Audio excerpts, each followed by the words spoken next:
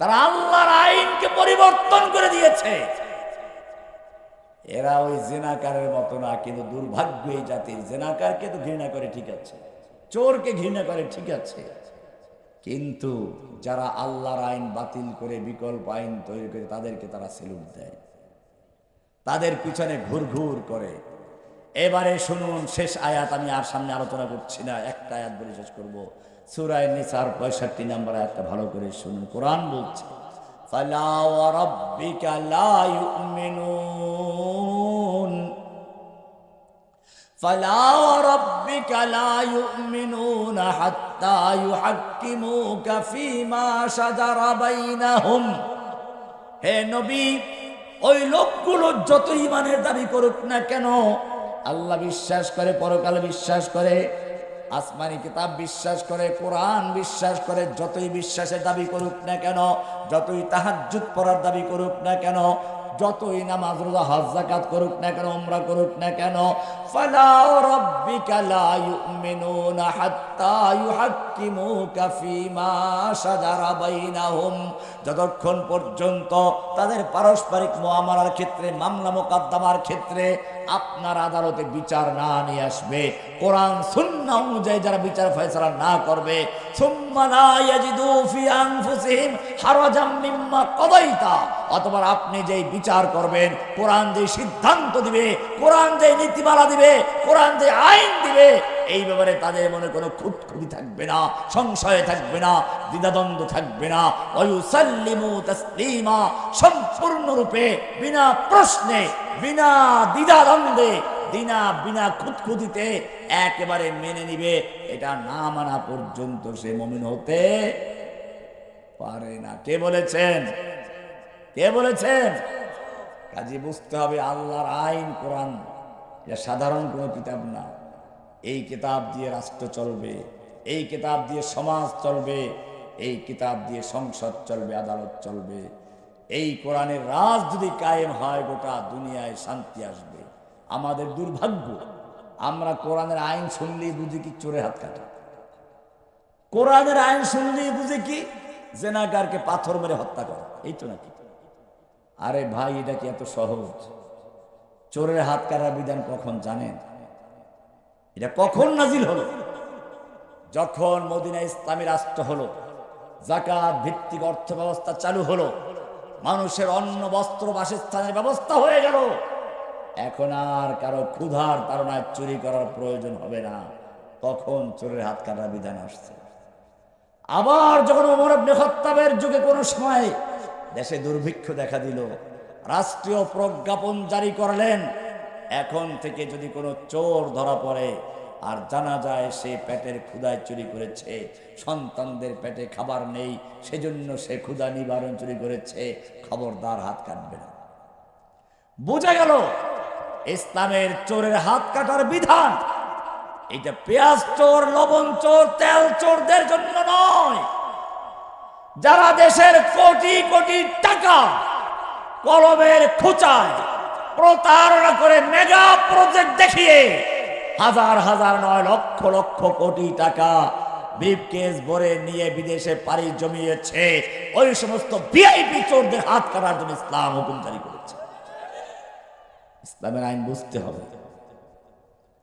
আল্লাহ কেন নারীদেরকে পর্দার বিধান দিলেন, কেন নারীদেরকে অর্ধেক সম্পদ দিলেন? এই মুসলমান, ইসলামী আইন বুঝতে হবে। আমি বলি থাকি এরকম, ধরুন সমান করা হলো, কেন নারী আর পুরুষে কেন ভেদাভেদ করা হলো? ভেদাভেদটা করেছেন কে? সূরা নিসার 11 নম্বরে পরিষ্কার বলা আছে, ইউসিকুমুল্লাহু ফি আওলাদিকুম লিয-যাকারি মিসলু হাজ্জিল উনসায়াইন। আল্লাহ তোমাদেরকে ওসিয়ত করেছেন একজন পুরুষ দুইজন নারীর সমান সম্পত্তি পাবে। আইনটা কার? তোমার বুঝে আসুক বা না আসুক, বিনা প্রশ্নে, বিনা দ্বিধাদ্বন্দ্বে মানতে হবে, তাই না? কিন্তু আমি আপনাদের একটা যুক্তি দেখাই, সমান করলেই ইনসাফ হয় না। কি হয় না? কি বলছি? মনে করেন এই যুবক মানুষ সকাল নাস্তা খাইলে 3টা রুটি দরকার। কয়টা রুটি দরকার? আমার ডায়াবেটিস রোগী, আমার 2টা দরকার। হ্যাঁ, পিচ্ছি একটা ধরেন আছে, পিচ্ছি একটা না, ওই একটা আছে পিচ্ছি, এদার ওইদিকেও হ্যাঁ, ওই ছোট বৃষ্টি দাও দিও। সকালে নাস্তা কত রুটি লাগে? একটা। কয়টা? এখানে দাঁড়িয়ে থাকো, একটা। এখন মনে করেন ওর দরকার রুটি একটা, আমি রুগী, আমার দরকার দুইটা, ওই টাকরার যুবক ওনার দরকার তিনটা। এখন সমান করতে গেলে আপনি কি ধরবেন? ওই বাচ্চার প্রতি লক্ষ্য রেখে ওর একটা দরকার, আমাকে দিলেন একটা, ওনার দিলেন একটা। আমার ক্ষুধা একটা রয়ে গেছে, ওনার দুইটা রয়ে গেছে। এবারে আমার প্রতি লক্ষ্য রেখে সবাইকে দুইটা করে দিলেন। এখন হলো কি, ওই পিচ্চির একটা বেশি হয়ে গেছে আর ওনার একটা কম হয়ে গেছে। এবারে ওনার দিকে লক্ষ্য রেখে তিনটা করে দিলেন সবাইকে, আমার একটা বেশি, ওই পিচ্চির কয়টা বেশি।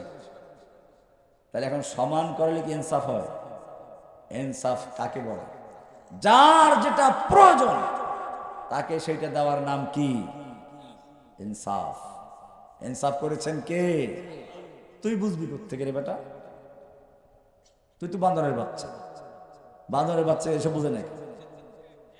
আপনি মনে করেন হুজুরের দুইটা সন্তান আছে, একটা ছেলে একটা মেয়ে। উনি 3 লাখ টাকা রেখে মারা গেলেন।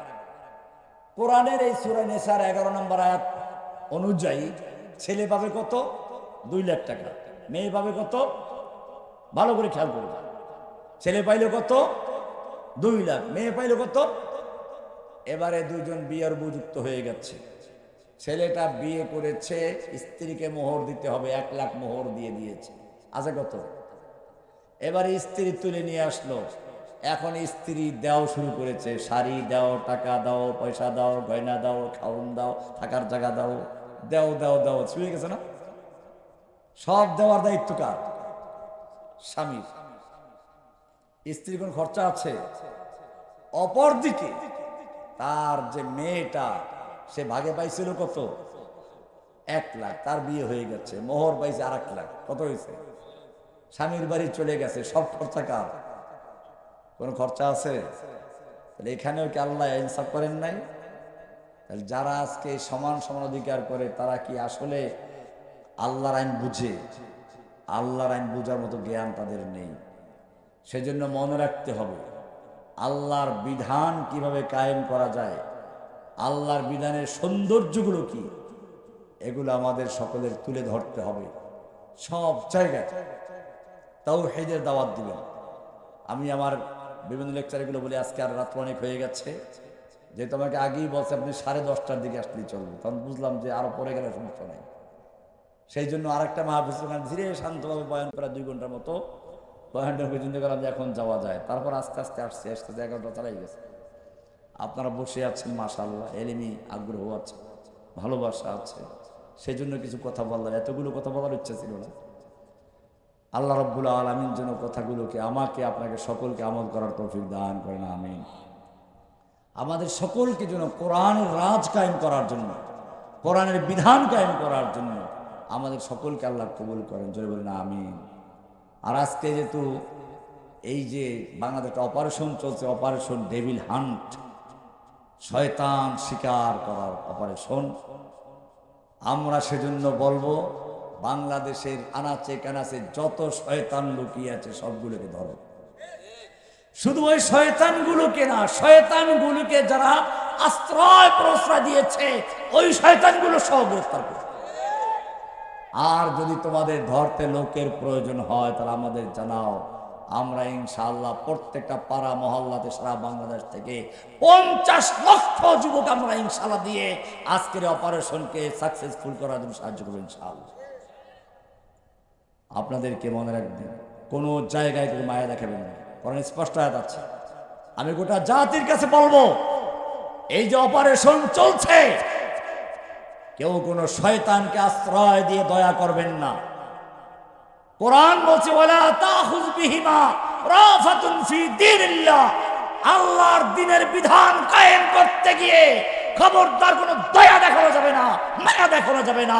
কোরআন আরো বলেছে ওয়াতাআওয়ানু আলাল বিররি ওয়াত তাকওয়া, ন্যায় এবং ভালো কাজে একে অপরকে সাহায্য করো। খবরদার ওয়ালা তাআওয়ানু আলাল ইসমি ওয়াল উদওয়ান, অন্যায় কাজে, সীমা লঙ্ঘনের কাজে কেউ কাউকে সাহায্য করবে না। যারা আমাদের বাচ্চাদের বুক গুলি করে ঝাঁচড়া করে দিয়েছে, যারা আবু সাঈদের উন্মুক্ত বুকে গুলি করেছে, যারা আমাদের হাজার হাজার ছাত্রকে পঙ্গু করে দিয়েছে, চক্ষু নষ্ট করে দিয়েছে, হাত পা ভেঙে দিয়েছে, যারা আমাদের কচি কচি বাচ্চাদেরকে দুনিয়ার থেকে বিদায় করে দিয়েছে, যারা আমাদের দেশের লক্ষ কোটি টাকা লুণ্ঠন করে এই দেশটাকে ফকির বানিয়েছে, খবরদার তাদের ব্যাপারে যারা দয়া দেখাবে, তাদের ব্যাপারে যারা মায়া দেখাবে, তাদেরকে যারা আশ্রয় দিবে, তারা জাতির সঙ্গে বিশ্বাসঘাতক হিসেবে পরিচিত হবে। খবরদার, কোন মুমিনের কোনো কাজ নয় এই বিশ্বাসঘাতকদেরকে আশ্রয় দেওয়া। সুতরাং অপারেশন চলছে সারা বাংলাদেশে। আমি মনে করি এইখানে আমাদের সকলের সহযোগিতা করা উচিত। যত শয়তান ডেভিল আছে সব ডেভিলগুলোকে ধরে ধরে পুলিশের হাতে তুলে দিন, আর যেখানে ওরা লুকিয়ে আছে, আশ্রয় দিয়েছে, ওদেরকেও পুলিশের তুলে দিন। ইনশাআল্লাহ আমাদের দেশ শয়তান মুক্ত হোক। আজকের আলোচনা সেজন্য অপারেশন ডেভিল হার্টের জন্য শুরু করা হলো। সাল্লাল্লাহু তাআলা আলা নবিয়িনা মুহাম্মদ ওয়া আলা আলিহি ওয়া সাহবিহি আজমাইন। সুবহানাল্লাহি ওয়া বিহামদিহি, সুবহানাকাল্লাহুম্মা বিহামদিকা আশহাদু আল্লা ইলাহা ইল্লা আনতা আস্তাগফিরুকা ওয়া আতুবু ইলাইক।